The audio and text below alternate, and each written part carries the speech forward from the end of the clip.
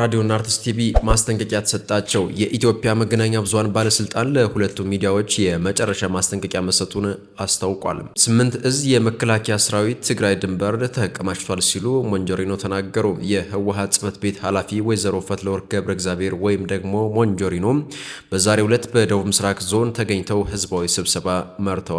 ዝርዝር ይዘናል። የፋኖ ታጣቂዎች ከህወሓትና ሌሎች ኃይሎች ጋር በመቀናጀት ጥቃት እየሰነዘሩ ነው ሲሉ አቶ አረጋ ከበደ ከሰሱ። በኬንያ የኢትዮጵያ አምባሳደርና የጦር ሰራዊት ከፍተኛ አዛዥ ጄኔራል ባጫ ደበሌ ስለ ህወሓት የውጊያ አመራርና ማዘዣ ጣቢያ በመገናኛ ብዙሃን ሰጠዋል የተባለውን አስተያየት ተከትሎ ከህወሓት በኩል የተሰጠውን ጠንቀር ያለ ምላሽ ይዘናል። አስገዳጅ ወታደራዊ መልመላን በመስጋት ወደ ትግራይ ክልል መመለስ ያልቻሉ የአዲስ አበባ ዩኒቨርሲቲ ተማሪዎች ክረምቱን በግቢው ውስጥ ለማሳለፍ ፍቃድ ማግኘታቸውን ዋዜማ ሰምታለች።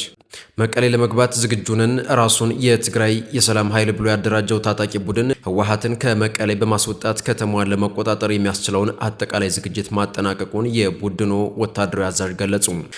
ሰላም ጤና ይስጥልን። የተከበራችሁና የተወደዳችሁ የቻናላችን ቤተሰቦች እስከ መጨረሻው ድረስ አብራችሁን ውስጥ ቆዩ። እነዚህና ሌሎችን በዝርዝር ታደምጣላችሁ። ለቻናላችን አዲስ የሆናችሁ ቻናላችን ላይክ እና ሰብስክራይብ በማድረግ ቤተሰብ ሁኑ። ወደ ዝርዝር መረጃዎች አመራን።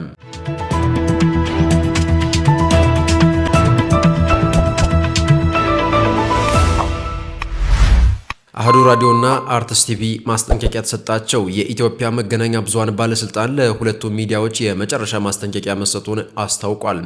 አህዱ ኤፍኤም 94.3 እና አርትስ ቴሌቪዥን የመጨረሻ ማስጠንቀቂያ የተሰጣቸው ውል የገቡበትን የይዘት ግዴታዎች በመተላለፍ ለተከታታይ ጊዜ ያልተረጋገጠ ሚዛናዊ ያልሆነ እንዲሁም የህዝብን ጥቅም የሚጎዳ መረጃ በማሰራጨታቸው ነው ተብሏል። ባለስልጣን መስሪያ ቤቱ ከሬዲዮና ከቴሌቪዥን ጣቢያዎቹ ኃላፊዎች ጋር ተደጋጋሚ የህግና የሙያ ጥሰቶችን መፈጸማቸውን በተመለከተ ውይይት ቢደረግም ጉልህ ለውጥ ሳይታይ በመቅረቱ ማስጠንቀቂያ መስጠቱን አስታውቋል።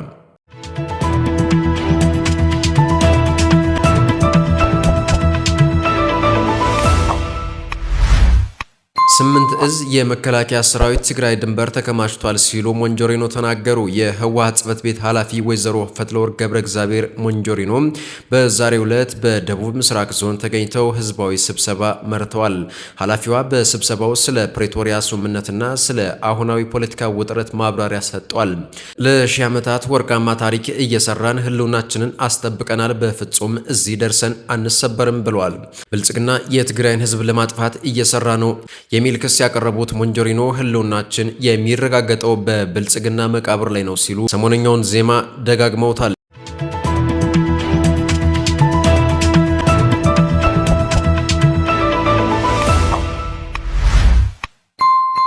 የፋኖ ታጣቂዎች ከህወሓትና ሌሎች ኃይሎች ጋር በመቀናጀት ጥቃት እየሰነዘሩ ነው ሲሉ አቶ አረጋ ከበደ ከሰሱም።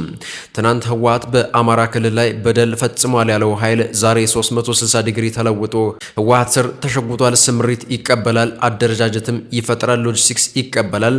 አማራ ክልል ለማተራመስ ጥረት እያደረገ ነው ብለዋል። እኛም ብንሆን ውስጣዊ የአመራሩን አንድነት የሚፈትኑ ሁኔታዎች አሉ፣ ይህንን መታገል ያስፈልጋል በማለት በዛሬ የክልሉ ምክር ቤት ስብሰባ ላይ ተናግረዋል።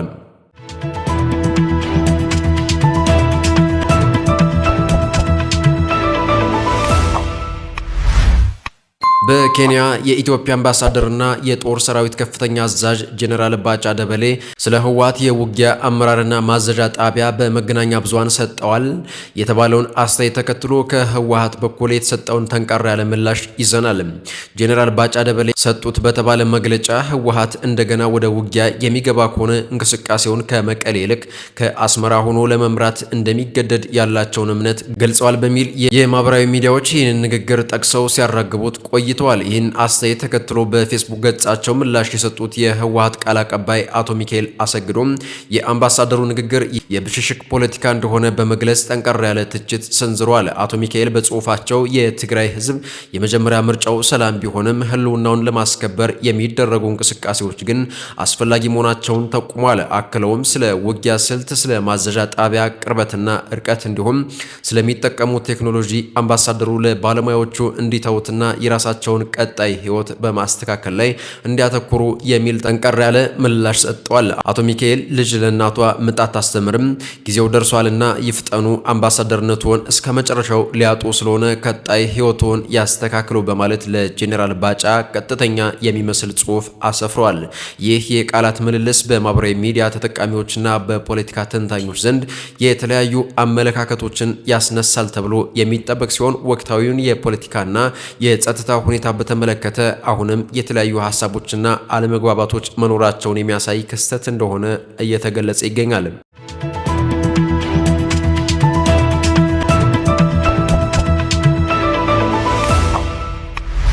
በሌላ በኩል አስገዳጅ ወታደራዊ መልመላን በመስጋት ወደ ትግራይ ክልል መመለስ ያልቻሉ የአዲስ አበባ ዩኒቨርሲቲ ተማሪዎች ክረምቱን በግቢው ውስጥ ለማሳለፍ ፍቃድ ማግኘታቸውን ተሰምቷል።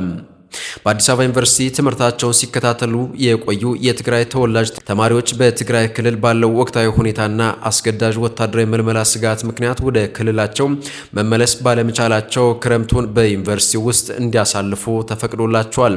ዋዜማ ያነጋገረቻቸው ተማሪዎች እንደገለጹት ጥያቄው መጀመሪያ ላይ በዩኒቨርሲቲው በኩል ተቀባይነት አጥቶ ለሳምንታት የቆየ ቢሆንም ከጊዜያት በኋላ ግን በትምህርት ሚኒስቴር ውሳኔ መፍትሄ ሊያገኝ ችሏል። ተማሪዎቹ ወደ ትግራይ ላለመመለስ የወሰኑበትና አዲስ አበባ ውስጥ ለመቆየት የተገደዱበት ዋነኛ ምክንያት በፌዴራል መንግስቱና በህወሓት መካከል እየተካረረ የመጣውን ውጥረት ተከትሎ ሊከሰት የሚችል ጦርነትና ተያያዥ የደህንነት ስጋቶች ናቸው። ተማሪዎቹ አስገዳጅ ወይም በፈቃደኝነት የሚደረግ ማንኛውም አይነት ወታደራዊ ምልመላ ለመደበኛ ህይወታቸውም ሆነ ለወደፊት የትምህርት ጉዟቸው ትልቅ አደጋ እንደሆነ ተናግረዋል። ከዚህ በተጨማሪ አንዳንዶቹ ተማሪዎች የትራንስፖርት ወጪን የመሸፈን አቅም የሌላቸው በመሆኑም አዲስ አበባ ለመቆየታቸው ተጨማሪ ምክንያት እንደሆነም አስረድተዋል።